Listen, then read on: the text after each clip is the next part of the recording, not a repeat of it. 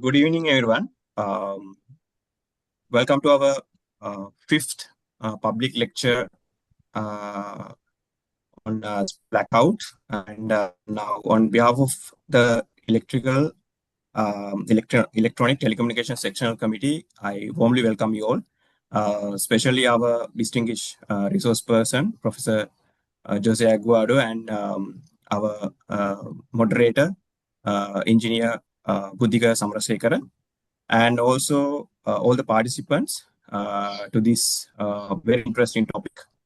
Now, this topic is based on Spanish blackout occurred in last year, and it is very relevant to our country as well, because we know that large-scale power system disturbance and actually causing huge impact on economy and socially.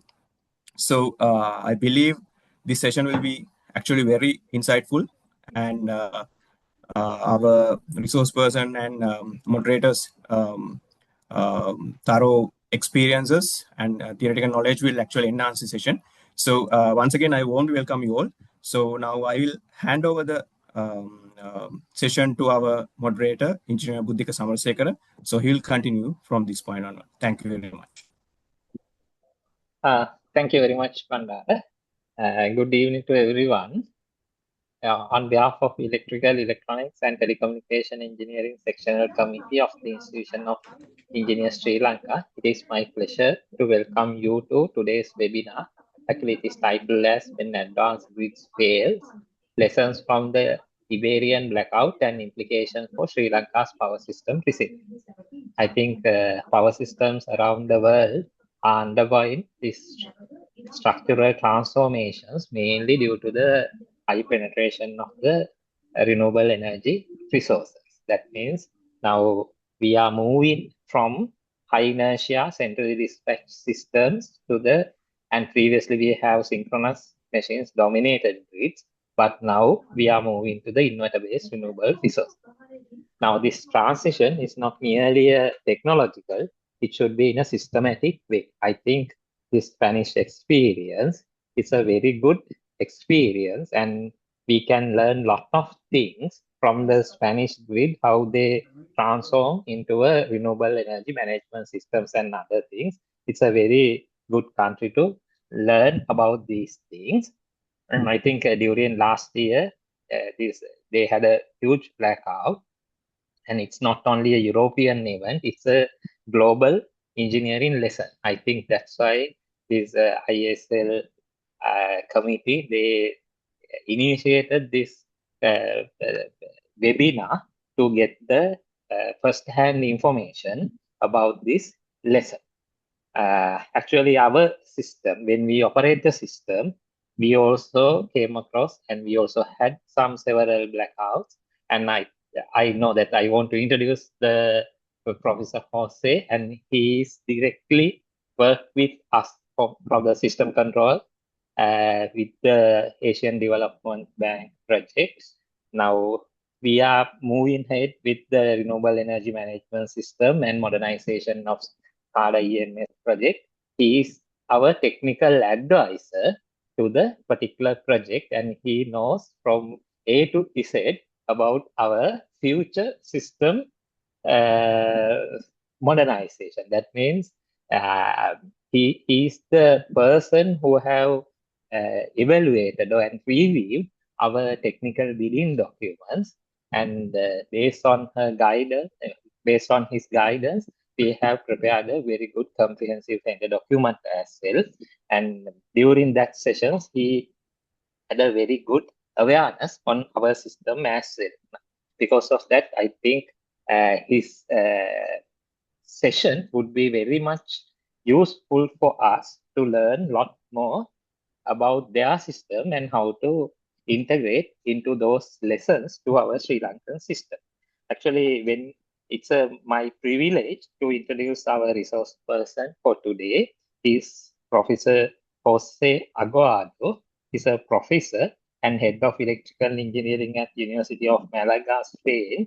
He's an internationally recognized expert in advanced power system operation and grid modernization, and has played a significant role in the Energy Transition Initiatives, and also former Vice President of IEEE Power and Energy Society Spanish section. And I think this, sometimes you may wonder what do you mean by this Iberian. It's actually a Spanish Portugal peninsula, one of the most renewable intensive system in the Europe, with significant solar and wind penetration and strong cross-border interconnections as well. That's the difference between our system and the Spanish system. And I am very much honored to have the Professor Aguado share insight from the blackout as well as the technical reasons, causes, and the lessons. And I will hand over this virtual floor to the professor for your comprehensive discussion or the awareness to our Sri Lankan academics, engineers, and all the participants in this virtual floor. Thank you very much. Thank you very much, Mr. Boudica. It is my pleasure and honor to be with you all in this session. Thank you. I would like to also thank ADV for inviting me to join with this session. Yeah, that's true. I have been involved with some energy projects in Sri Lanka, and I have been always impressed about the high quality of engineers that I met at utilities, at government, at consultant companies. So you are in very good hands for managing this transition in Sri Lanka. So today I will be talking about something that, as the moderator was saying, is becoming increasingly important for power system all around the world. It is what happened with when an advanced grid fails. We are not talking about weak system. We are not talking about underdevelopment system, but highly digitalized system with very high renewable energy shares. And we suffered that this system can still fail. So today I'm not planning to, my intention is not to blame any of the stakeholders during the blackout, but to extract which are the lessons that we here in Spain and in Europe learned and what can be relevant for a country like Sri Lanka. So every country that is adding solar and wind at a very record pace, and every government that is developing ambitious decarbonization roadmaps, and every system operator that is struggling with voltage control or inertia, or even regulators which are trying to catch up with the speed of technology, they also the Iberian blackout with very high interest because they may see that they will be facing similar issues sooner than later. So let me just some background on my profile here. I'm a professor at the University of Málaga.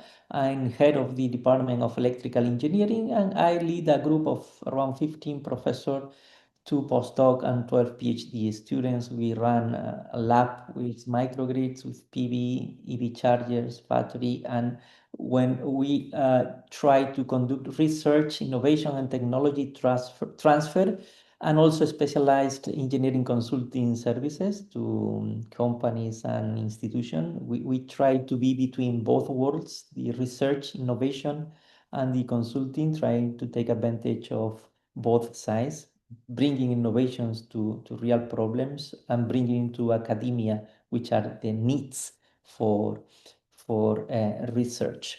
So and here something that I also wanted to highlight is that in our area in power system, after the blackout that happened last year, we are getting the enrollment on power system engineering is increasing. So that it was that a lot of technical questions like grid forming, inertia, battery energy storage system were in the mass media. It's not in a specialized press. We found those sophisticated concepts on news and everything. So it attracted a lot of new students coming to this, which was something positive of this blackout. So capacity building, it will be definitely one of the main drivers that will help the transition for a decarbonized economy. So the agenda I will try to, during the next hour or less than that, I will walk you through three elements for today's talk. First, I will give you a quick overview of the Iberian system and the conditions under the blackout took place. Second, I will go through the sequence of events in April 28. I will explain the technical diagnosis and why the weak link was voltage stability, not that much generation or inertia, but there were also issues with that. I will be touching on that. And finally, I will try to connect these lessons to the Sri Lanka power system, which is rapidly moving toward very high shares of distributed solar. So Spain is a very good case study for the world. Let me give you some facts around that. So in 2025, more than 55% of the electricity generation came from renewable sources. And the official national target is 80% renewables by 2030. This is one of the most ambitious targets in Europe. And the good news here is that Spain is on track to achieve this target. Also, it is important to notice that the demand has experienced very limited growth over the past, let's say, 10 to 15 years. This is mainly because of very strong energy efficiency programs, also a lot of self-consumption happening during the past 10, 15 years. So the important characteristic here is that the new renewable capacity is not meeting new demand, but it is displacing or replacing existing generation. Something which many people are not aware, even though we are in continental Europe, Spain has very limited interconnection with the rest of Europe. We can say power engineers, we say we are an electrical island. It is only around 6 to 7% interconnection capacity relative to the peak demand. And this is well below the European Union target that requires to at least have 15% on the interconnection capacity to the peak load. So when a blackout happens in this context, a lot of countries are looking into this case. So Spain is what many other countries will look like tomorrow. So it is a system which is dominated by renewable energies with very high shares of intermittent solar and wind, and limited ability to import and export energy with other countries. So this is the current situation here. So let me, just to give some context on the generation mix, I'm showing you here a couple of plots belonging to 2 days in around April last year. The day to your right, it is the day of the blackout, and to your left, it's 1 week before. I wanted to show you here that it was not an exception the day that we were running this amount of renewable energy. So it was something during springtime. We are having light demand, and we are having very high renewable energy penetration. You can have look to this the day of the blackout. We were reaching 66% of wind plus solar, and only the synchronous generation was about 1/3. But there were many days that the system was operating with similar generation mix. So another data which is relevant is that Spain had around 7 gigawatt of rooftop solar that is not fully visible to the system operator. So this is out of a total demand of 27 gigawatt. And at the time of the blackout, there were significant exports to France, to Portugal, and partially to Morocco. And in this case, the system strength was relatively weak, and we knew that it had high voltage sensitivity. So there is some parallelisms between Spain and Sri Lanka, with the case of Sri Lanka, high renewable energy penetration, weak system strength. So potentially, two of the main risks that any system operator will face in these situations. On one hand is lack of inertia, and the other one is very sensitive, voltage sensitive system, which was the case in Spain. So before going to the details about the sequence of events during the blackout, so let me just go to two very basic elements on that any power system should control. And this is related to frequency and voltage. Let me start with frequency. So frequency reflects the balance between generation and demand. When supply and demand are not equal, the system frequency immediately rises or falls, depending on if there is an excess of demand or an excess of generation. And frequency is a global variable. If this changes in one part of the grid, it will change elsewhere. So the frequency in northern Sri Lanka will reflect what is the frequency in central part of Sri Lanka or southern part of Sri Lanka. And this is also why large interconnected systems are generally more stable, because what is happening in one country, for the good and for the bad, may affect what is happening in the neighboring countries. Traditionally, synchronous generators are those that provide inertia and governor response, which naturally stabilize the frequency. If you look to this plot here, the frequency control power engineers usually have three main stages, what we call primary frequency control region, in which we distinguish between inertial response coming through synchronous generators. The rotating energy in the rotor is responsible for providing this frequency response.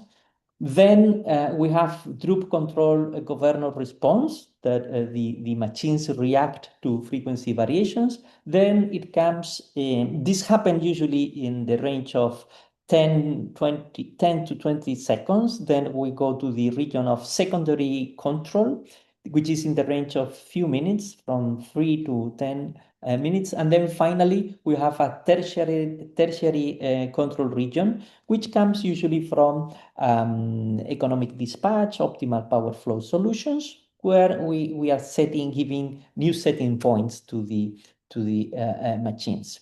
So to manage these dynamics, power system try to implement different mechanisms. In the case of Spain, we stabilize frequency through balancing markets, where they are remunerated for all technologies. Primary frequency regulation is the exception. It's mandatory but not remunerated. However, secondary regulation and tertiary regulation is remunerated with some complex mechanisms, but they have been there since late 90s. So we already have a lot of experience on how to manage these markets. But here, what is important to understand is that markets operate on top of physics, but physics always win. This sentence is something that I always tell my students when I teach these type of courses. which means that a market will not solve an issue that the technology or the different elements in our power system cannot offer. So physics is always the limitation there. Then we need good market designs in order to achieve a competitive solution for the provision of services. It can be the frequency, voltage, etc. And regarding frequency, I find this curve here useful because this audience, I'm pretty sure you are very familiar with the famous solar duck curve, in which the evolution of the generation mix of during a day is plotted with the shape of a duck. But what I also, from a system operator point of view, I also find very interesting the physical inertia evolution with two dimensions. One, the evolution per year, and then the evolution daily on an hourly basis. So here you can observe that for the Spanish power systems in 2015, all the way up to 2025, we observe how the available physical inertia is going down. And during nighttime, this is because we were introducing more and more wind power plants, which are usually available during nighttime, daytime. And we can also observe that during daytime, we are pushing further the inertia curve because of the sun. So this is something very critical. As I was mentioning, inertia is one of the important elements to control in a power system. And the day of the blackout, we were running with an inertia which was within the limits that the European Association of Transmission System Operator recommends, but in the low range of those limits. And in here, what I wanted to also show is that in the system, through other inverters, power plants, inverter interface power plants, there were some synthetic inertia available in the system. However, the settings or those inverters were not requested to provide support. And this is one of the main conclusions that we will be stressing during this talk, that at the same time that we are replacing synchronous generator with inverter interfaced power plants, it is not only a question of integrating more and more megawatt. It is also that we need to integrate services associated to these new power plants. And the provision of inertia is something that should be mandatory in modern power system, also for intermittent renewable energies. So in here you have how frequency power control settings work here in EU, in Europe. You can also find similar settings in Australia and in other countries. In here, there is a frequency droop in which you can observe when there is an excess of the nominal frequency, 50 Hertz, we request to reduce power in order to try to respond to this excess of power. I will not go into details, but the other way around could be also implemented with some limitations, because we would need to do some preventive curtailment. But this is not part of the scope of this talk. During the Q&A, we can address those issues if someone is interested. So in here, what is relevant for Sri Lanka? So intermittent renewable energy usually comes with very low rotational inertia. So synthetic inertia can be added to through inverter interfaced renewable sources, and also battery energy storage systems, as Sri Lanka is already deploying large-scale or utility-scale batteries for the provision of these services. So now in Spain, inertia right before the blackout was in the range of 2.31 seconds, which is usually, traditionally, Spain was running with 3 seconds, in some cases even 4.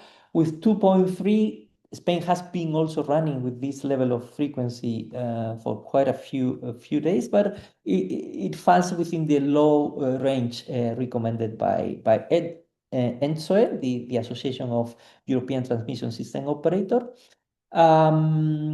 And there are some researchers, some consultants in Spain that has provided information how the inertia, even this is a global variable, it is also interesting to understand how inertia was distributed along the geography, because it gives you an idea of where the synchronous machines were operating by that time.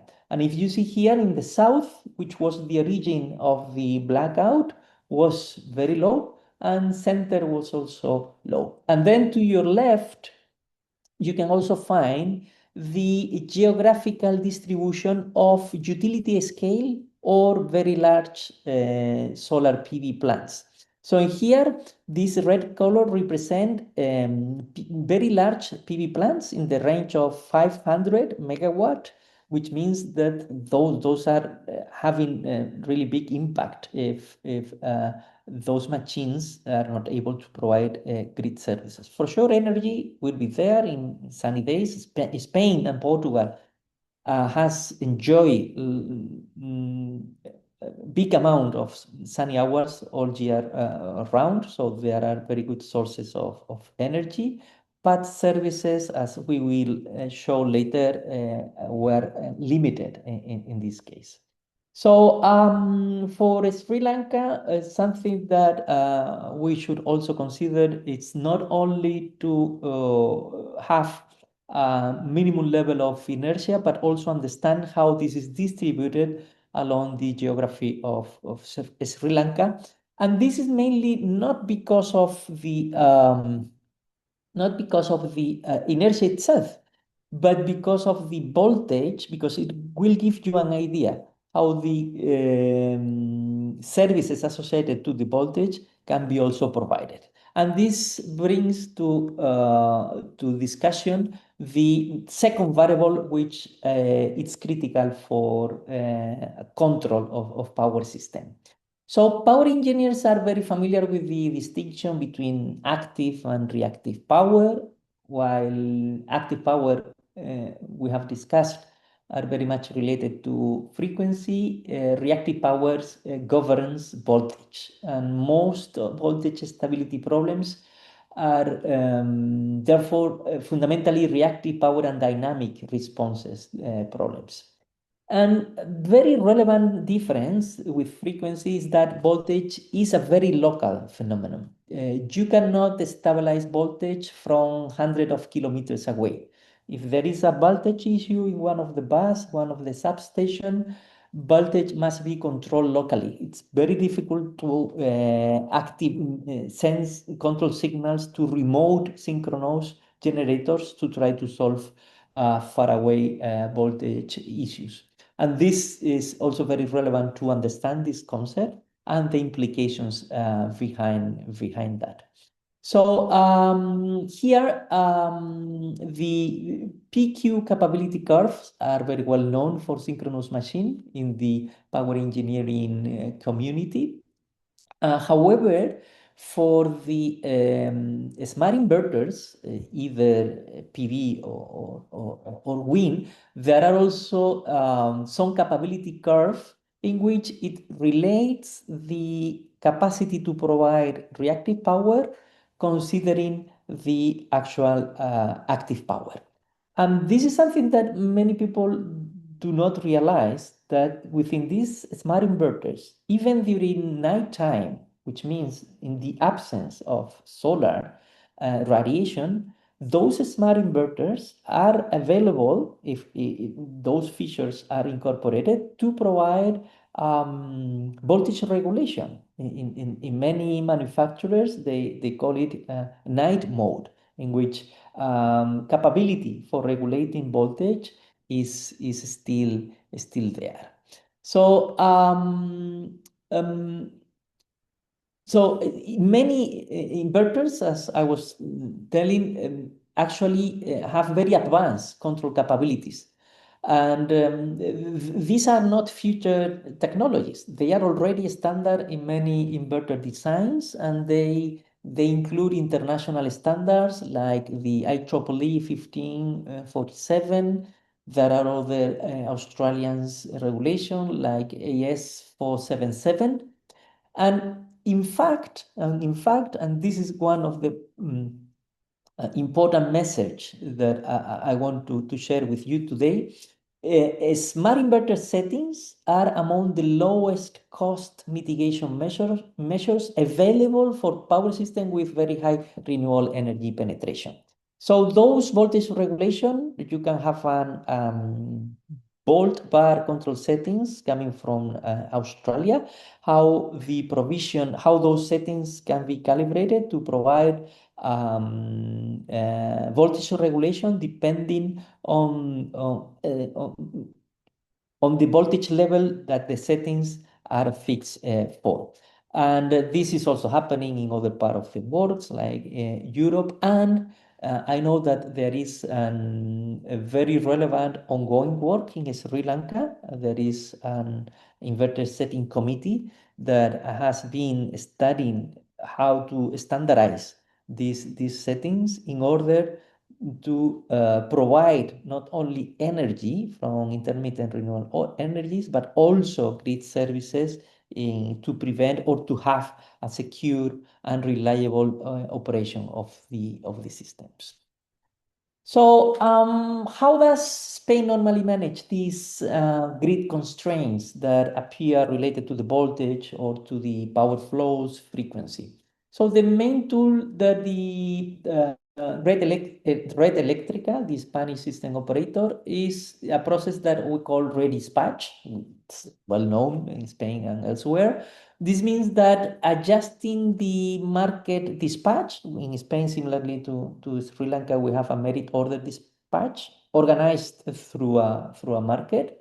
However, once the market clears, if the TSO detects there is any potential violation of technical constraint, power flows overloads,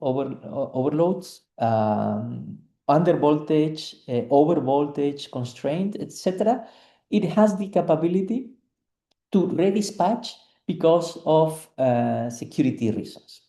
So, and the impact that this redispatch has is that this often means that some generators are kept online because their energy is needed, but not because their energy is needed. It is because they can provide voltage or frequency support. And usually these are combined cycle gas plants that are very useful for providing this type of services.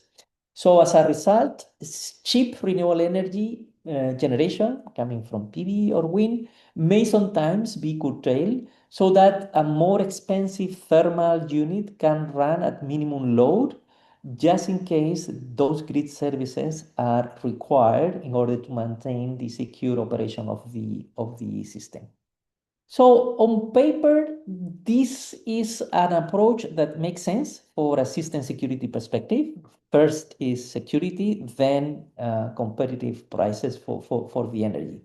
But in systems with very high renewable energy penetration, the cost of these mechanisms can grow very quickly. And sometimes the cost of the service of the grid services is higher than the energy itself. And this is something that we need to understand. In here, there is a graphic here showing how the renewable energy curtailment in Spain is happening due to technical constraints in the grid. And as you can see here, this is the April 2025, and after the blackout, lot of technical constraints, more than previous to the blackout, were activated in order to move the system to a more stable region. So we are now experiencing an extra cost in order to guarantee the stability. And now we learned that there were some grid services coming from renewable energy plants that we were not being used, even though they were there because the technical capabilities were there. We were not incorporating them into our regular operation, and it was impacting a lot on in terms of the security constraints. So this is something that I will touch a little bit in a few minutes. That the regulator was very low in the Spanish regulator was very low in reacting to it was in the practitioners, utilities, developers, etc., were requesting for this kind of mechanisms for intermittent renewable energies that they could participate in this type of markets. The regulator took several years to approve those mechanisms, and in 4 weeks after the blackout, finally that regulation was approved. So this was approved. So this is a case in which governance from the regulators was not fast enough as technology was evolving. And this is another message that we can learn from the Spanish case, and we can, as one of the lessons learned, can be brought to the case on Sri Lanka. And then something that I also want to mention here, even though we are not going into details on that, is that in many countries, Spain being one of them, solar PV becomes the dominant technology, and up to some point in which it is impacting the price of the energy. So generation is so abundant that it's so abundant that there are several days, especially during spring, also summer, that the price can go to zero during sunny hours.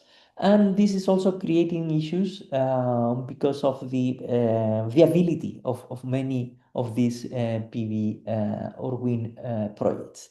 So let me also bring an example here. Australia, in some of the provinces in Australia, since November 2025, they are offering 3 hours of free electricity every day under a specific solar scheme, which is a kind of indirect demand side management, telling the Australians or those that belongs to this province that they should concentrate as much as possible their consumption around these 3 hours, because there are so much excess of energy that prices can go to zero or even negative. So this is also creating issues, and this is one of the way that that can those are one of the actions that can be implemented in order to adapt the demand to this excess of solar PV. So now let's go to a more technical stage of this presentation. This is the Iberian system context and the technical foundations. You can see that even though the Spain and Portugal are much bigger systems than Sri Lanka, there are some similarities. So let's try to understand what happened, which is the event that happened on April 2025. From there, let's also propose some actions that can be implemented or Sri Lanka should consider while transitioning to even more decarbonized system. So let me anticipate you that the event is a complex chain of events resulting in overvoltage and cascading generation trips on the grid due to insufficient dynamic voltage. This is the conclusion of a committee of experts. By regulation, any major blackout has to be investigated by expert panel, which has not released yet the final report, but there is already a preliminary one, which was issued in October 2025. This is a lengthy report, it's more than 200 pages. This is a very an interesting report with a lot of analysis, a lot of plots, discussions I will bring here comes from that report. At the end of my presentation, there is a link to download these reports for those of you who may be interested in knowing more details. So to understand how the system collapsed, it is useful to divide the event into 5 phases, which are summarized in this slide. The first phase, it's not actually part of the blackout, but this is days before. Operators were already observing very low frequency oscillations in the system, particularly east-west oscillation in the European country. I mean, there were some oscillation in the range of 0.15 to 0.21 hertz, and these oscillations were within a range normally damped by power system stabilizers, and those are relatively frequent. The operators were used to deal with this type of oscillations, but this was an indication that the system was operating in a relatively weak stability conditions. So usually when operators observe this type of oscillations, they take some measurements in terms of switching lines to dampen those oscillations, connecting reactors, etc. And the PSS of the synchronous machines are tuned also to dampen those oscillations. However, some hours before the event, what we call here phase 1, the oscillations became more visible. Measurements, the forensic analysis after this blackout, some measurements showed that the oscillatory behavior again was increasing, and at this stage it was still operating normally, but it was already in a stressed dynamic condition. Then the system evolved into phase 2, the triggering event. There some renewable energy, mainly solar power plants, were triggering during this phase. During a very short period of time, in the order of 10-15 seconds, a very large amount of generation. It was something like a few gigawatts suddenly disconnected from the system. Initially, 2.2 gigawatt of generation was lost during 30 seconds, and then rapidly created some severe imbalance and triggered protective actions across the grid. Some protection mechanisms started some load shedding that interestingly worsened the case instead of bringing the system to a more stable scenario. I will go through more details there. And then phase 3, which is the system collapse. Once this protection started to activate, the situation escalated very quickly.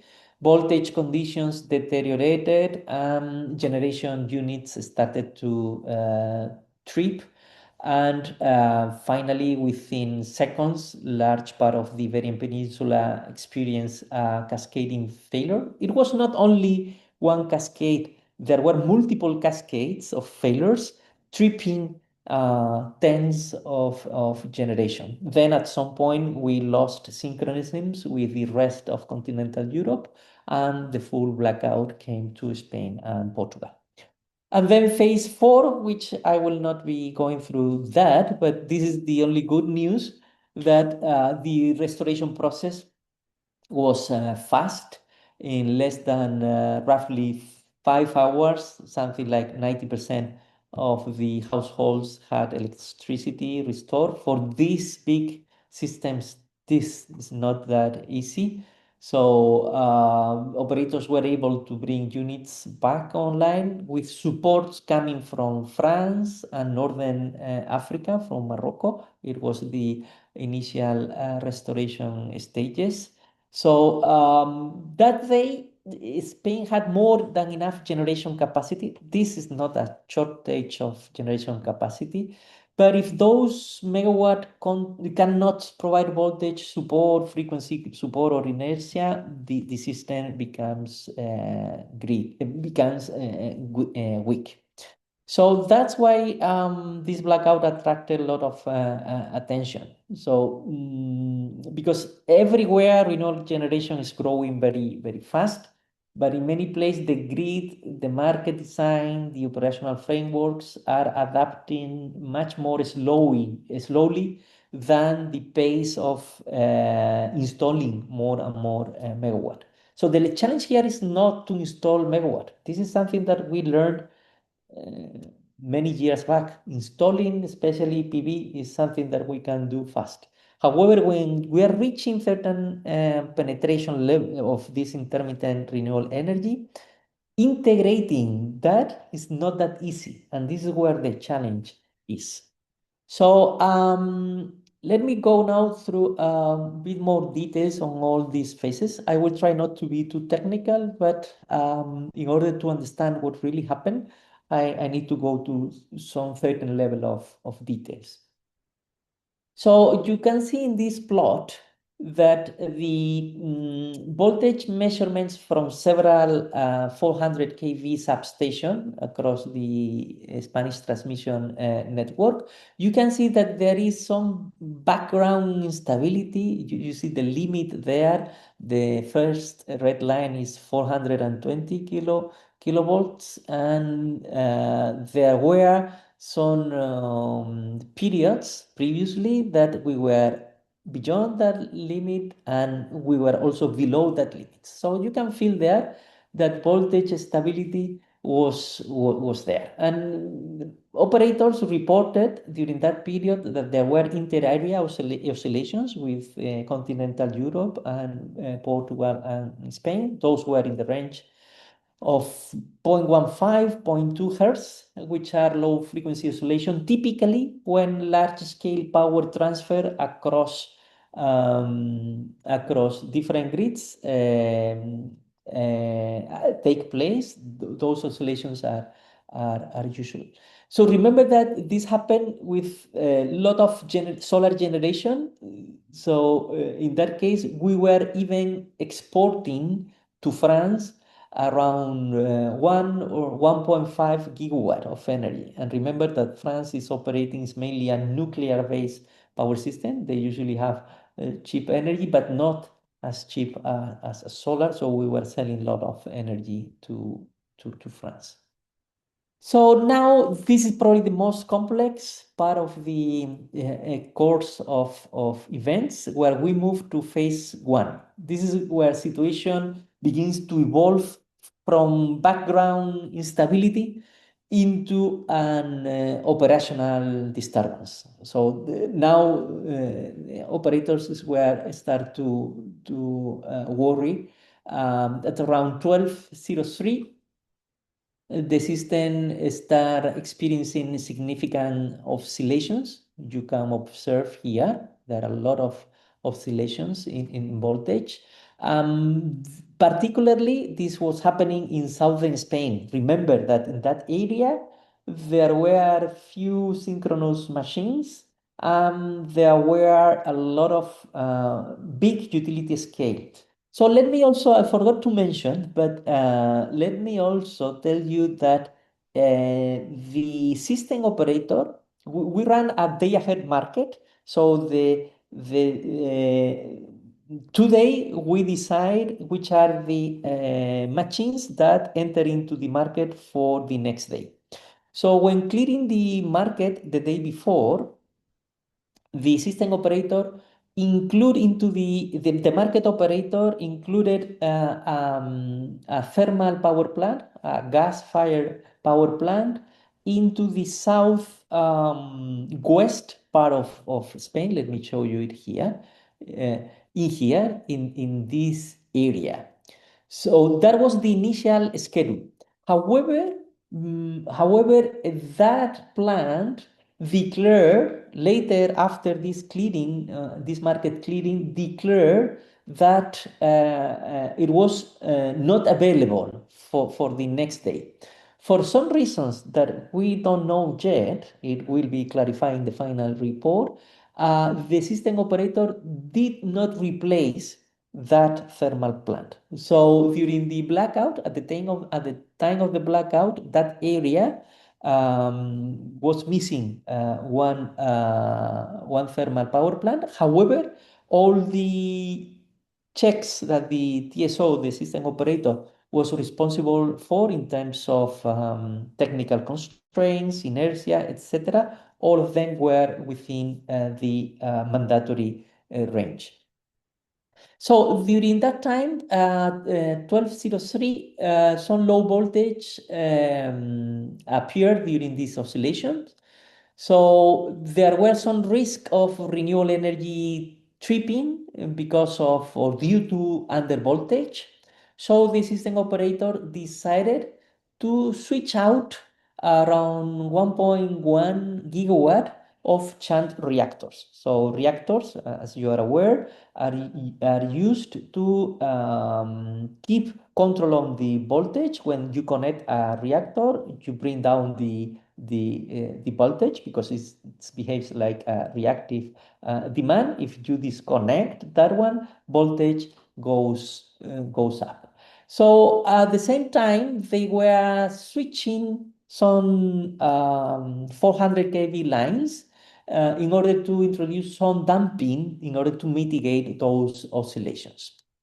However, 20 minutes late, voltage begins to rise again. So there is a rapid voltage rise on transmission grid, and this is possibly caused the origin of some short-term overvoltage on distribution grids, resulting in some renewable energy tripping at the distribution, not at the transmission. So when a plant trips, by that time, there were no relevant impact on frequency. However, if you have some renewable energy plants at the distribution network which are tripping, the net demand that the TSO observed increase because you are taking out some renewable energy from the distribution, so demand start to increase, or this is what the TSO observed. So again, because of this tripping, some around 700 megawatt of shunt reactor were already switching. So we went from this period to this one and then to this one. We were here disconnecting, some switching on transmission line, some more disconnection, and now some connections. So this was a very clear evidence that the system was evolving into a very unstable phase.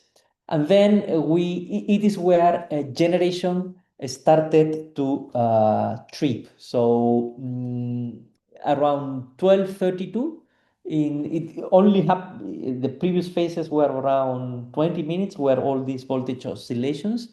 So now in around 1232, in a rapid fire sequence lasting about 20 seconds, at least 3 different generators tripped offline in the southwest, in that area where there is a lot of PV generation. And this was totaling around 2.2 gigawatt. So the main cause for this tripping was not frequency, it was not under frequency, it was over voltage. The high voltage load right through capabilities. Some of the reports are already pointed that those settings were not strict enough, or they were not meeting grid code in that sense. So we experienced 3 different generation loss, and by this time the system was already evolving into over voltage collapse. By 1230, the Iberian Peninsula already becomes an electrical island, because the tie lines with France were disconnecting, and from there the system had not enough generation to maintain stability. This is where this evolution to voltage collapse is happening. All this process you can see here is happening in less than 20 seconds. In here start the tripping of some generation, because some generations were tripping. Demand, the under load shedding started. However, we were disconnecting load. Because of that disconnection of loads, voltage keep rising, and particularly renewable energy started to trip because of over voltage. So in just 15, 20 seconds, we evolved with very high voltages. Then frequency started to decrease, and then we cross here the tripping threshold from continental Europe, and the blackout was already there. So the system lacked sufficient fast dynamic overvoltage absorption. So the primary contribution factor are those that we are highlighting there. So the first issue was insufficient dynamic voltage. A disturbance developed system did not have enough fast-acting resources capable for absorbing this reactive power and stabilizing voltages in real time. In a system with very high penetration of inverter-based generation, this capability becomes more and more important. The second point was unreliable voltage regulation from some conventional generators. It was reported that some synchronous generator actually were not providing voltage support. This is still under investigation, which was the cause for this, but it contributed not to sustain the system. Third issue was write-through performance of some resources, still under investigation. There were some gaps in the operational planning. Remember that initially the TSO scheduled synchronous gas-fired power plant in this very high PV penetration area that, for some reason that we don't know yet, it was not finally replaced by another one. And as usually happens, there is not only one factor, there is a combination. And the lessons learned here for Sri Lanka is that we should not only look in, we are usually very much concerned with shortage of capacity, the impact on inertia. But voltage collapse also happened, and this happened not because of under voltage issue, but also because of over voltage issue. So if resource tripping is caused by over voltage, and this results in under frequency condition, the UFLS protection will result in higher voltage in the absence of sufficient voltage regulation. So we need to guarantee that once we are tripping load for maintaining stability, we should be ready for regulating voltage. Otherwise, this voltage can escalate, and the contingency can evolve into a voltage an over voltage collapse. So this was the most technical part of the talk. Sorry to be too technical here. But of course, all this in that report, there are a lot of equations supporting all this reasoning and rationale. It's a very good report to go through that. But this is one of the lessons that we can offer from these blackouts. So there are still, of course, the damage resulting from this blackout is in the range of millions of euros. This will go to court at some point sooner than later.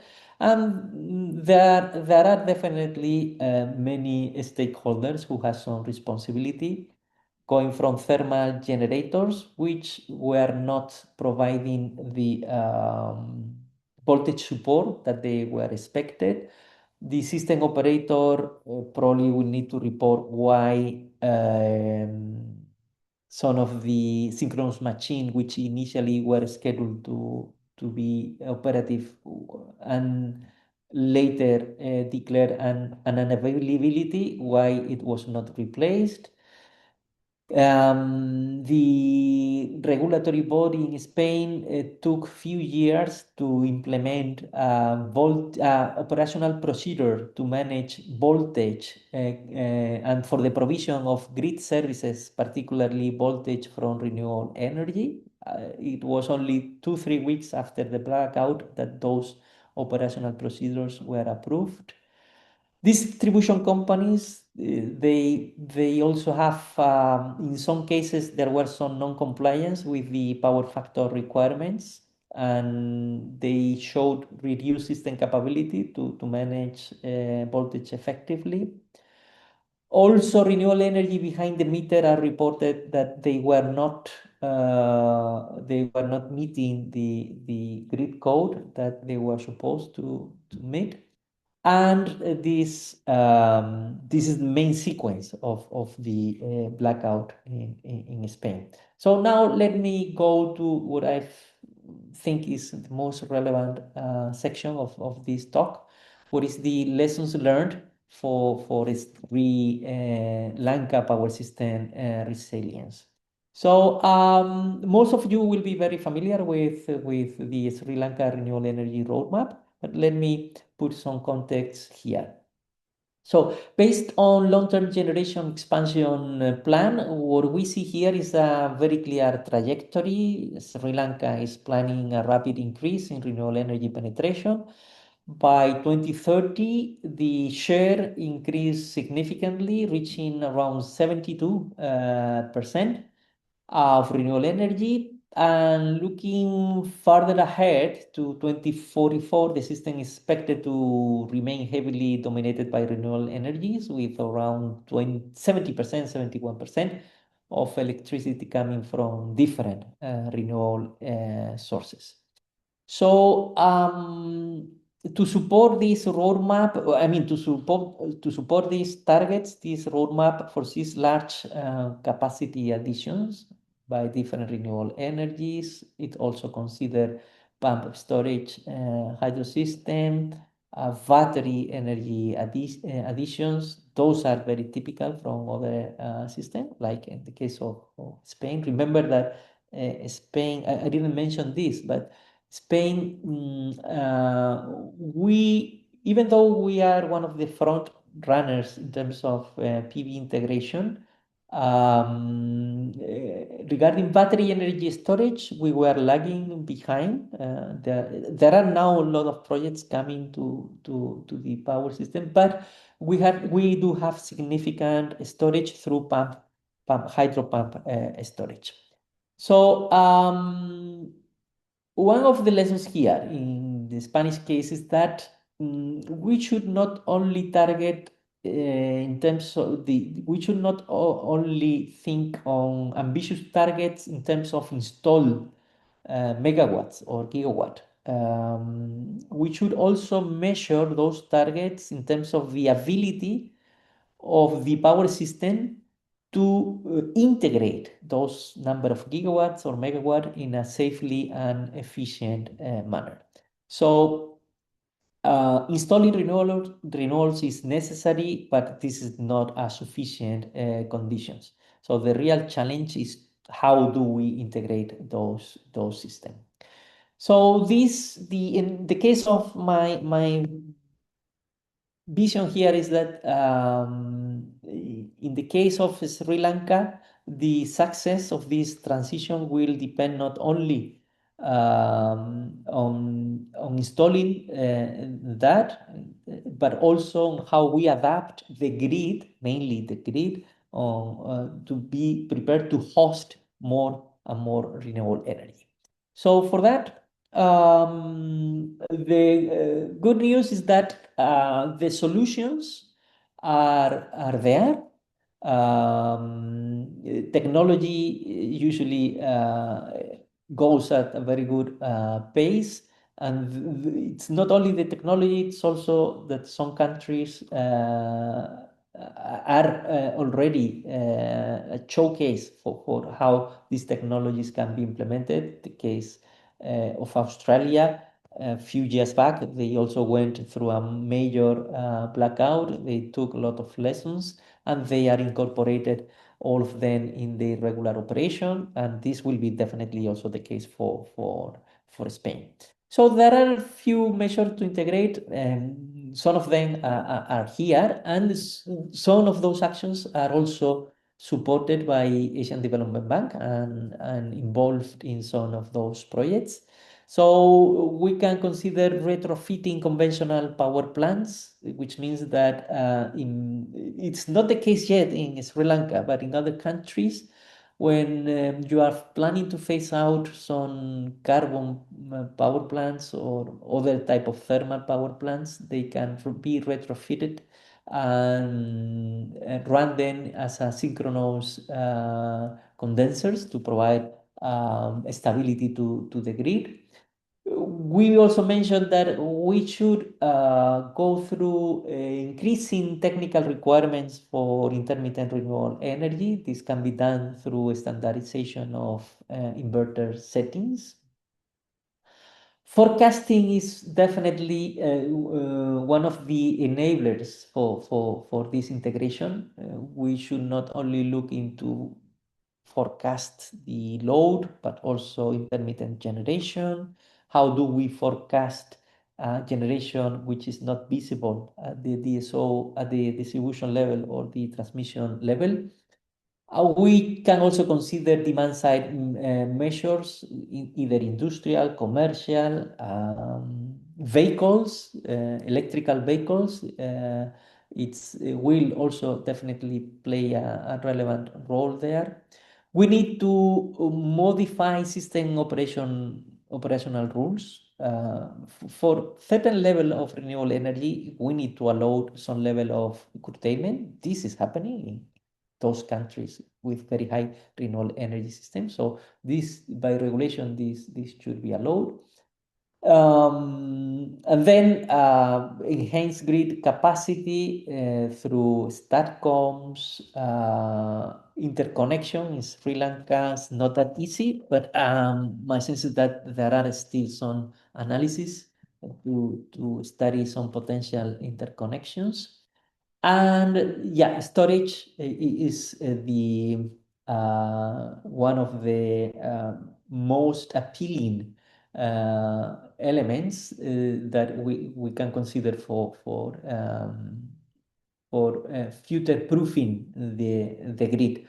And we shouldn't forget about pump hydro, for which Sri Lanka has good resources. This definitely will play a relevant role there. So for enablers, digitalization of the grid is something which is not optional. This is mandatory. And around digitalization, it comes visibility, partially controllability, forecasting, digital twins, etc. I will be also touching a little bit on that. Updated regulation and new business models. So with new business model, I'm referring to the concept that the benefits of all these transitions should not only be to the, we should spread the benefits into the citizens of Sri Lanka. So the concept of not leaving no one behind is relevant. So it should be a customer-centric, all this transition, so everyone can get benefits from this transition. So let me go deeper into some of those points. So here you are very familiar with this generation mix for a typical day in Sri Lanka. This is from February 25. If we look at this daily profile, the system has roughly around 2.5 megawatt of daytime load. Sorry, it's there. So the system with roughly 5 gigawatt, nearly 2 gigawatt are coming from distributed rooftop. At the first glance, this can look as a major renewable energy success study, but from system operational point of view perspective, it creates a completely new challenge, because this during daytime, this is something that you don't have full visibility and you don't have controllability, which means that more than 60% of the generation is not dispatchable, and there is limited reactive coordination, and also because of lack of control, limited curtailment capability, which this results in a very difficult system to operate, very uncontrollable. So I can understand the difficulties in managing on a daily basis a system like this one. So forecasting visibility and controllability is something that goes hand in hand with renewable energy penetration. So let me, what is our timing, Mr. Budika? I lost. No, you can go for another 15 minutes. I think that you can finish your slides. No Okay, issue. excellent. Thank you. So, as I was saying, forecasting visibility and controllability is something that evolved in the early 2000s with very little renewable energy penetration in many countries. The forecasting needs were mainly oriented for demand, and the controllability was regulated mainly by IEEE standard 1547, where it was described the trip on abnormal voltage frequency conditions and no volt bar regulation. Then in early 2000, 2005, 8, 10, so first wind and PV utility scale power plants were to be connected at the transmission level, and the forecasting needs were there for very big power plants. We were starting to forecast the PV production, and it was introduced the low voltage right-through capability through IEEE 1547. Then more and more projects started to come at the connection at the distribution level. By that time, the IEEE evolved to 1547 2018, where it was already described the low voltage right-through and high voltage right-through capability. It started the voltage reactive power support. And now more recently, where the forecasting needs goes to the level of not forecasting only PV production, but also having information regarding PV ramps, the electric vehicles charging patterns, behind the meter PV, etc. So we are having such a big renewable energy penetration that the forecasting needs are much higher, and the controllability capabilities should be also higher. So this gives an idea that we cannot operate a system without full visibility or full controllability, or it is very difficult to do that, which is the case here.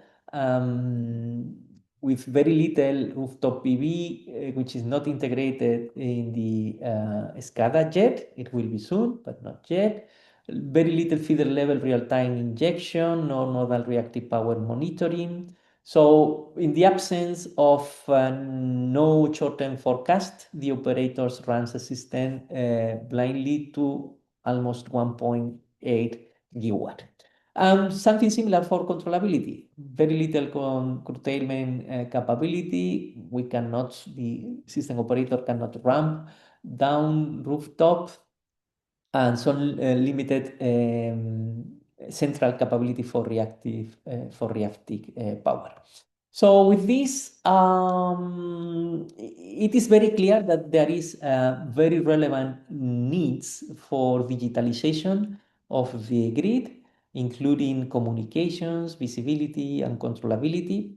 So here, the smart meters are usually the backbone of all, where many systems start the digitalization, but it's not only that. There is a long way to go up to the modernization of distribution control center, transmission control centers, and the end of this journey is the digital twin. So I usually refer to the digital twin as a virtual replica of the grid. It's not only collecting signals from the grid to have a digital shadow, but what is really important is to have the operations of the power system in this digital twin. So we can simulate how the system will behave once we take any of those control actions, which will be very useful for the system operators to understand or to anticipate some actions while at the same time you are observing any voltage stability, frequency stability, whatever. So in this case, the NSCC is taking relevant steps in terms of control system, controllability, visibility. This was part of a previous talk, and this plot here is courtesy of Mr. Budica, where there are plans for integrating renewable energy sources of more than 5 megawatt into the control center, fully monitored and with full control. In the range of 1 to 5, there will be monitoring, and for those sources having capacity below 1 megawatt, there will be an aggregated monitoring capability for this. So let me also touch a little bit on a few more points. One which is very relevant is protection. Protection is very critical. This passive network were traditionally designed for one direction power flows from generation all the way to the load. And now it's very clear that at the customer side, we are also having a lot of generation. So these grids are now active, and the patterns of the power flows are quickly changing. So we need digital directional relays. There are a lot of issues due to this renewable energy penetration, like protection blinding, sympathetic tripping, unintentional islanding, maloperation of auto reclosers, which are challenging the security of the system. So there is a need for revisiting the protection system architecture, understanding that the grid is now active with very different power flows, especially in those feeders with very high renewable energy penetration.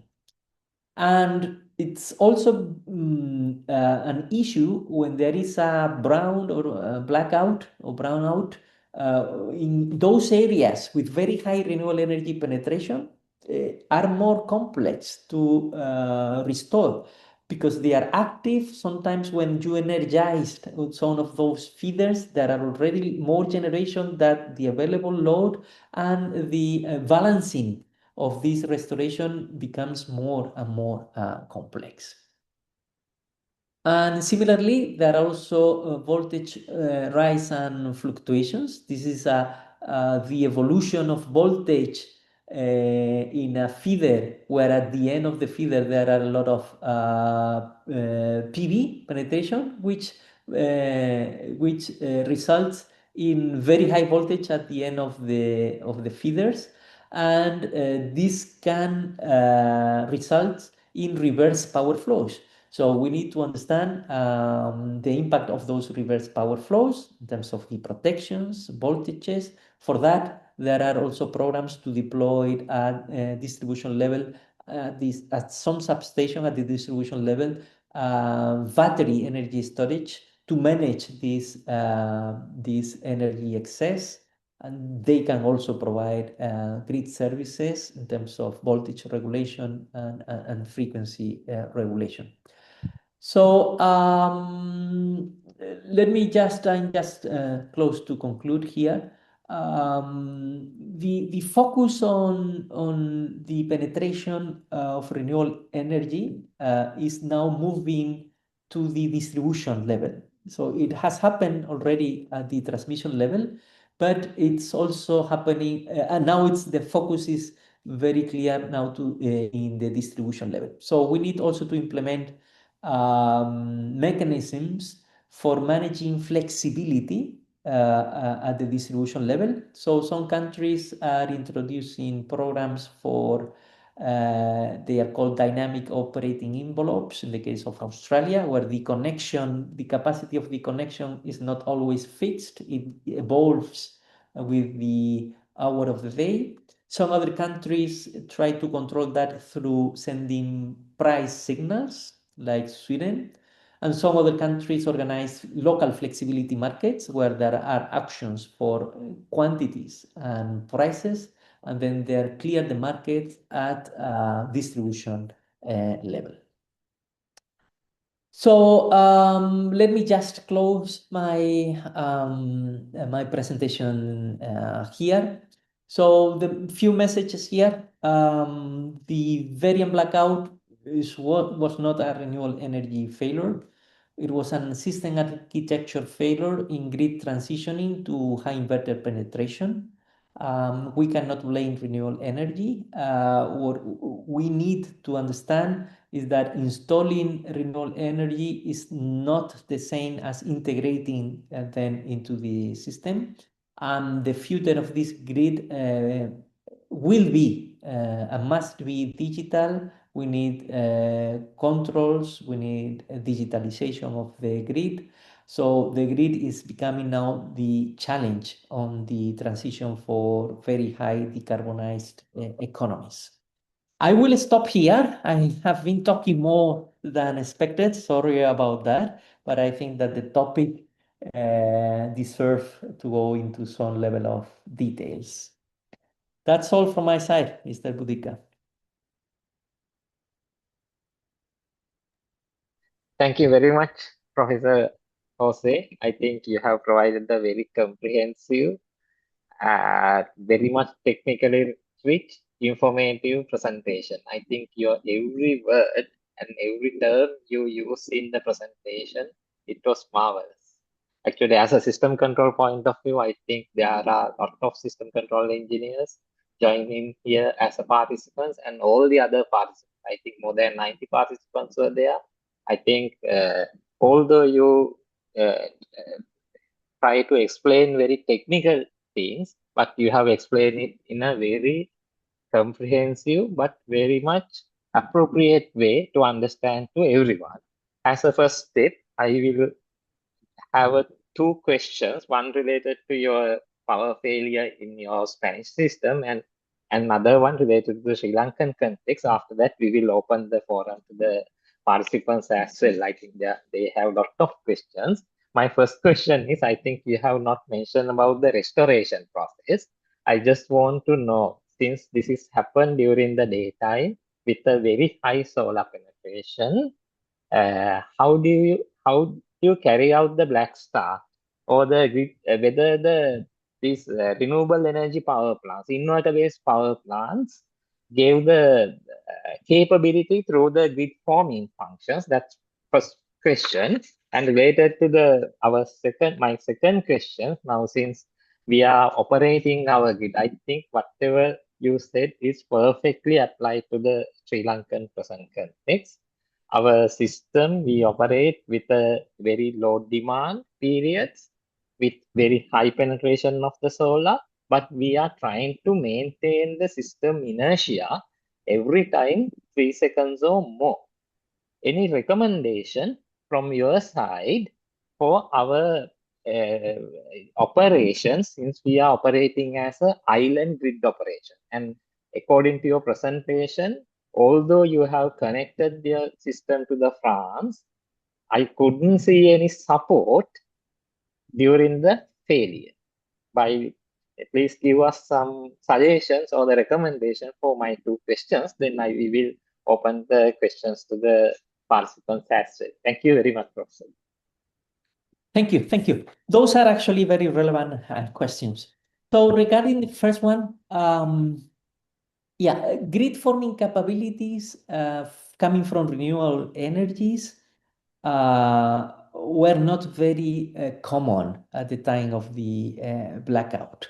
So those renewable energies didn't have the capacity to form a grid and start contributing to the restoration.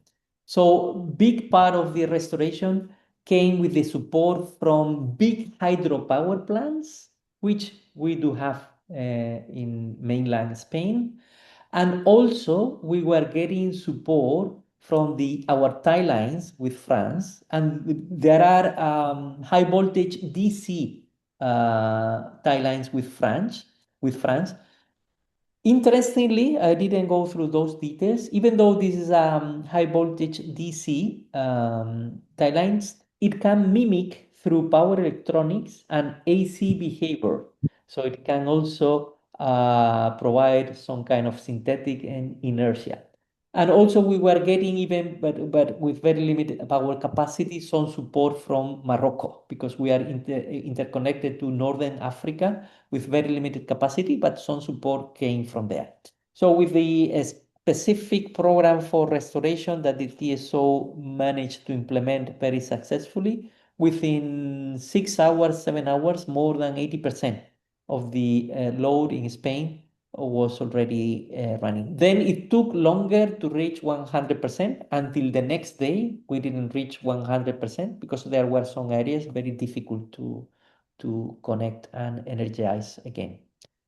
Regarding your second question, yeah, that is definitely the probably one of the most challenging operational issue for you as transmission system operator is the inertia, and especially in a power system with no interconnection. So you are by your own for solving any issue. So definitely I would strongly suggest to have a very conservative inertia benchmark. You are saying around 3 seconds. This looks fine to me. Probably my concern here is that since you have a lot of non-observable generation, and what is and non-controllable, because even if you have observability but you don't have controllability, you are still with your hands very tied, without no capacity to take action there. You should be very conservative, even if this results in some curtailment of renewable energy, because security is first, then economy of the system. There are big efforts. On digitalization of the grid through these new control centers. There will be full of. You will have much more visibility than you are having now, and even controllability. In that stage, and with the support of these renewable energies, inverter interfaced, and taking advantage that they can provide voltage support, synthetic inertia, you could introduce those grid services into your operational constraints. In those cases, you can operate bit less conservative figures for that. But definitely, this will be one of the challenges to fine tune the thresholds for very high renewable energy penetrations. Those are very relevant topics for TSOs. Yeah, thank you very much, Professor Jose.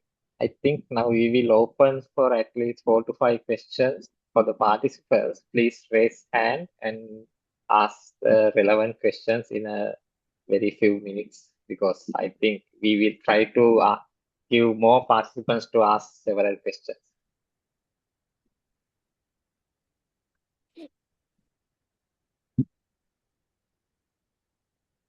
If you have any questions, please raise now.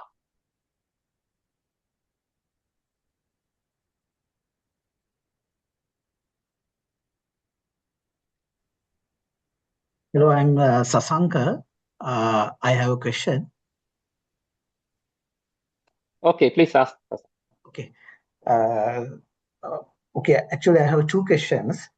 First of all, I would like to tell you that this is a very useful discussion when it comes to the power system operations and planning perspective of National Grid of Sri Lanka. So for that, I would like to, first of all, I would like to thank IESL and the team, and Mr. Buddhika and Professor Aguado for conducting such a timely discussion.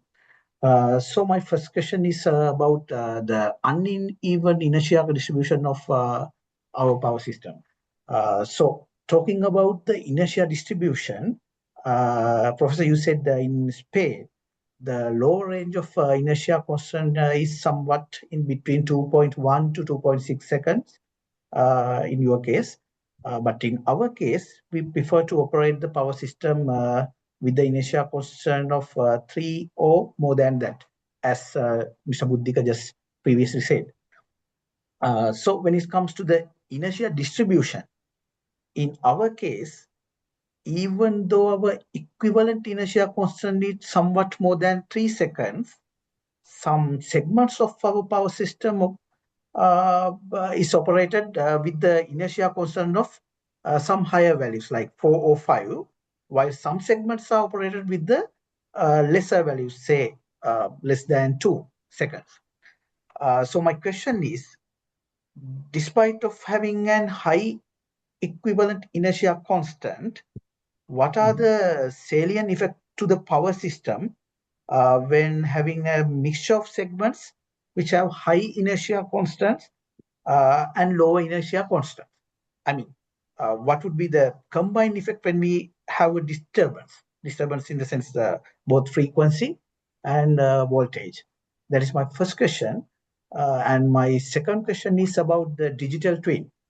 So when integrating a digital twin for our power system, do we have to have the exact power system parameters such like machine parameters when integrating, or is there any method that we can duplicate the exact replica of the existing power system in Sri Lanka?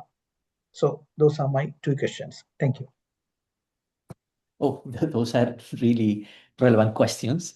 Thank you. Thank you for bringing that point for discussion. Let's start with the first one. So frequency is a global variable. So if frequency goes up in northern Sri Lanka, frequency will go up in southern Sri Lanka, and vice versa.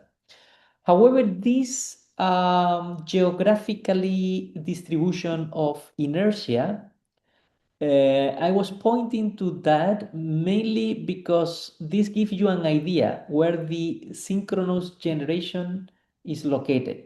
If we assume that the inertia is being provided by synchronous generation, which is not the only source of inertia, because that can be also provided through synthetic inertia, battery energy storages, storage systems, or other power sources. However, here, this geographical inertia calculation will show you if there is an issue in terms of voltage in that area. Probably you may not have that synchronous capacity that can resolve very local problems like voltage. And this is what I wanted to point. Actually, this distribution of inertia, it's a plot coming from a researcher that prepared a report on this. Very controversial. There were some points of discrepancy on coming from different practitioners. But something which is very clear is that in the southern region, with very low inertia constant at the time of the blackout, we were not able to manage voltage, dynamic voltage control in the area. So a geographically low inertia constant means that you should also make sure that there are enough voltage control resources in the area in order to address any voltage instability. This will be my recommendation here. Regarding the digital twin parameters, yeah, that is definitely one of the most challenging process of building a digital twin of the Sri Lanka power system, to have realistic parameters. And I'm thinking not only of transmission and distribution system, but also about the dynamics of these generation units. How do they respond to dynamic situations? Also to understand the reaction of these PV and wind. So there are procedures. I can further discuss with you and provide some inputs on that, but definitely having this digital replica which has high fidelity in the model is the barrier for one of the barrier for developing high fidelity digital twins. And the second, once the model is there, which is usually the first step, is to properly model the operations. The operation comes through running elements like contingency analysis, dispatch, economic dispatch, optimal power flows, hydrothermal coordination, how to integrate that into a realistic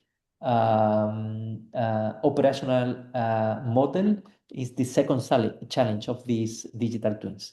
Those are on the soft side of the digital twins. Then we can have one more level, which is to power those those software with artificial intelligence. So somehow the system operator can co-pilot with some artificial intelligence models. And the good thing here is that when there is an issue and it is evolving with time constant of seconds, the power system operator, no matter how experienced he or she is, she needs to take decisions very fast. So this co-piloting will help it will present several options and the impacts, and then they would be able to select among those potential options there. But we are still not that close to that. Long way to have this kind of co-pilot. We are already very familiar with ChatGPT and other models for that. But I think that sooner than later, we will see similar tools in these control rooms.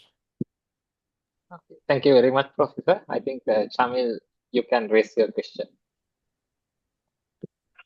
Yes, thank you very much, Mr. Buddhika, and also Professor, for bringing a wealth of knowledge, the technicality of the subject. I may ask, I think I will raise this question to both of you, since Mr. Buddhika is also the head of National System Control. Yes, we talked about this technicality and all these complex subjects, but let's see, is there any kind of economic modeling? I'm not talking about finance, but economic modeling of the impact of a a blackout, which we are now actually discussing in this field of concern. I mean, we should have an economic modeling of the impact to the economy with this sort of new new integration of also the renewables, and we must appreciate the renewables. We must get hold of the renewables, but how much that would cost to the economy? Is there any economic modeling such as what we are discussing to replicate to the economic side?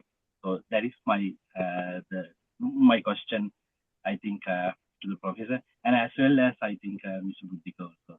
Thank you very much for the opportunity. Mr. Buddhika, Yeah, I think Professor, you can. No, okay. I think Professor, you can give it because I think this session for you. Okay, good. So there are plenty of economic modelings on the impact of renewable energy integration, and also on the impact on blackout. Now here in Spain, because this case will go to court, they are now doing a lot of modeling exercise on which was the impact. There are different approaches. One is one is to calculate the non-serve energy as a result of the blackout, then combined with the willingness to pay for that energy in that situation, and this will give you a starting point for this. However, there are other ways to measure that impact in terms of the economic activities that were impacted as a result of this blackout. Now, in terms of the impact of renewable energies, I'm not sure if I got correctly your point, but there is plenty of modeling in terms of how curtailment impact the integration of this renewable energy. Those models also consider the dispatch policies and the less regret approaches for curtailment or any other redispatch of the power system. Please feel free to drop me a message or email, and I can give you some of those modeling exercise that can give you some can give you a literature review on what has been done in that area. Yes, Professor, I think that in future we also have to do such kind of financial modeling to determine that means the cost on the curtailment and other total failure. I think we will have a continuous dialogue with you on that. And there is another question from the chat box, Professor. It's asking, Sri Lanka is catering huge amount of rooftop solar without any reactive power control support or any dispatch mechanism. When these are going to be implemented, actually now almost there are around 2,500 megawatt, that means 2.5 gigawatt of rooftop in our Sri Lankan power system. Our daytime demand also including rooftop is around now 2.5 gigawatt. And since these are mainly rooftop, those are not supported with any power, that means reactive power control or any other grid support systems, purely providing the megawatt into the system. What would be the suggested method to address those for already installed system? That means how to overcome this kind of situation, whether we have to request the rooftop owners to do something, or the system level we have to do any corrective measures. Now, what kind of suggestion you will suggest? So that is also something that will be critical, especially for the case of Sri Lanka with this very high rooftop solar penetration.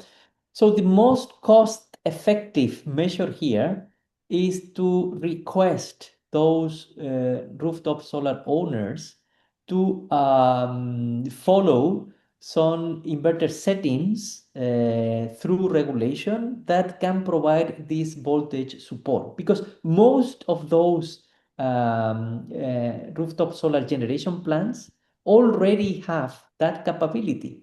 However, this is not yet mandatory. So only very old PV installation may not have them, but most of them will have.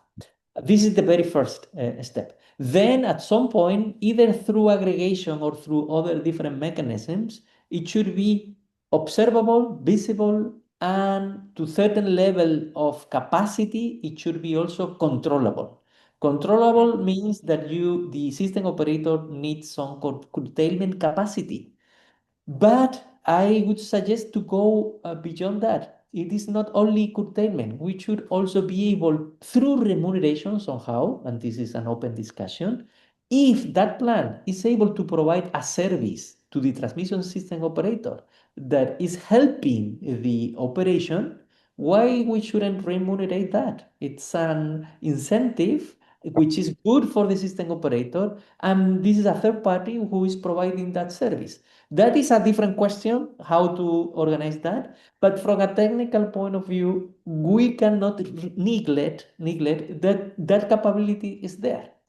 And now, this is what is something that we can do now. And for future installations, we can also think about requesting grid forming capabilities, which goes one step beyond and they are much more flexible to provide even more frequency services. Because we distinguish these plants between grid following versus grid forming. Grid forming is the new normality. We are tending into that direction, and it gives you the capability to provide more sophisticated services to the distribution system operator or even to the transmission system operator. But at least with those already existing grid following PV plants, which are most of the rooftop solar already deployed in Sri Lanka, we can do a lot just through inverter settings standardization. Thank you very much. There's another question. Mr. Naudana, could you raise the question? Yes, thank you so much. Thank you, Professor and Engineer Buddhika.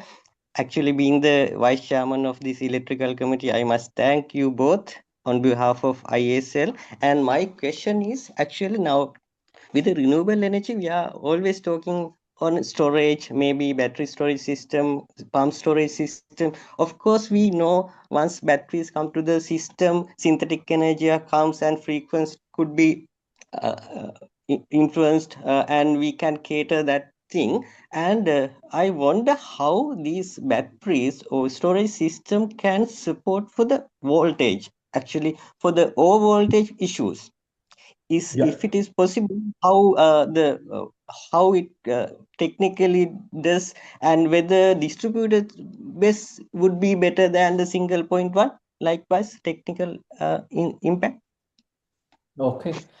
So the answer to the first question is yes, a battery energy storage system can not only provide frequency support and active power charging and discharging, it can also provide voltage support. It has P and Q capabilities. It can provide active and reactive power. Actually, it is not only that. You can go beyond that. Even though there is limited capacity, but a battery can also provide fault support during short circuit current, even though the capability is limited, but the battery can also provide system strength. Obviously, there are different business cases. A battery that is mainly oriented for frequency regulation are what we call high C rate batteries, which means that the power and the capacity are high, or are in the same range. 1C battery means that for each megawatt hour of energy, the battery have 1 megawatt of power. Those batteries who are oriented for energy applications, for instance, mitigation of PV curtailment, of time shifting of energy, the energy capacity of the battery is usually much bigger than the power capacity. Those batteries are low C rate batteries. So there is plenty of business case or use cases for the battery.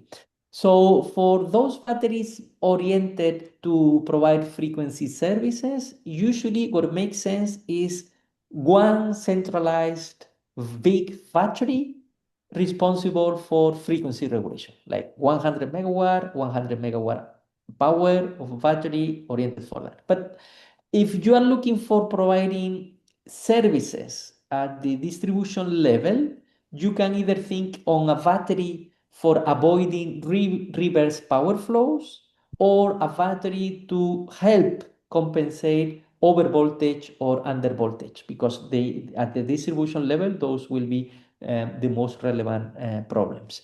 So the answer is that the battery is so flexible, especially battery energy storage systems, that and considering it's so flexible from the technical point of view, and considering that the prices are still going down for the battery, especially for lithium-ion batteries, it is popping up a lot of new business models that in the past were not feasible, were not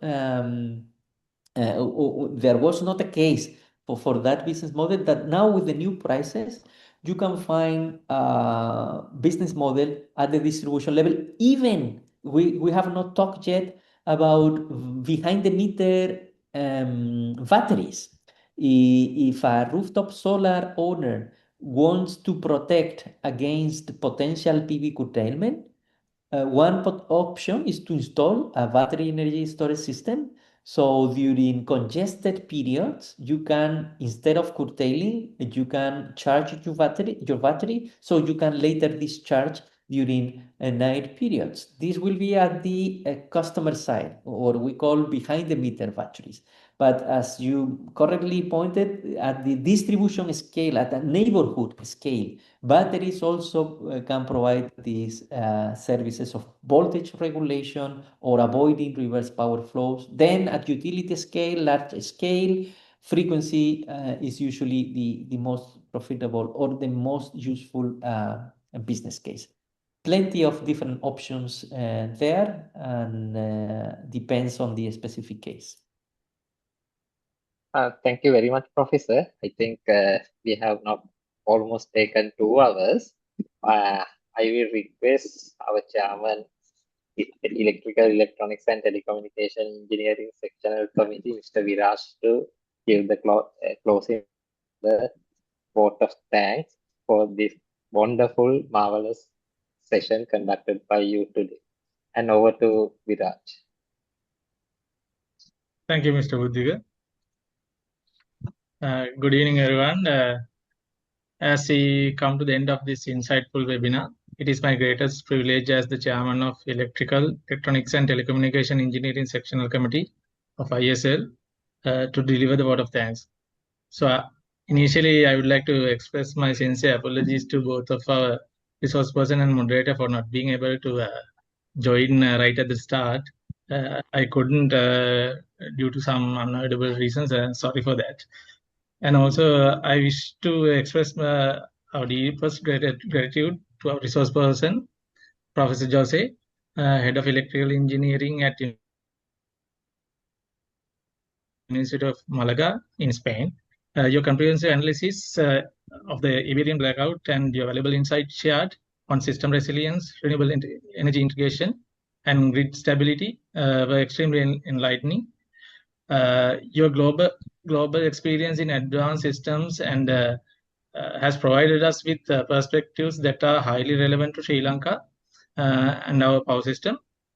And I would like to extend my sincere appreciation to our moderator, Engineer Buddhika Samarasekara, Deputy General Manager of National System Control Center of Ceylon Electricity Board. With your vast experience in power system operation and planning, you guided this discussion very effectively and helped translate complex technical insights into a meaningful dialogue for our audience. Thank you, sir. My sincere thanks also goes to the President of IESL, Engineer Kosala Kapuradeniya, for his continuous encouragement and leadership provided in initiatives like this, knowledge sharing events like this. And also, I would like to acknowledge the support extended by Asian Development Bank, particularly Engineer James Kolandaraj and Engineer Prataj Hapatantri for coordinating this webinar and facilitating this valuable international engagement. And my appreciation also goes to the organizing team of our sectional committee, whose dedication, effort ensured the smooth planning and execution of this event.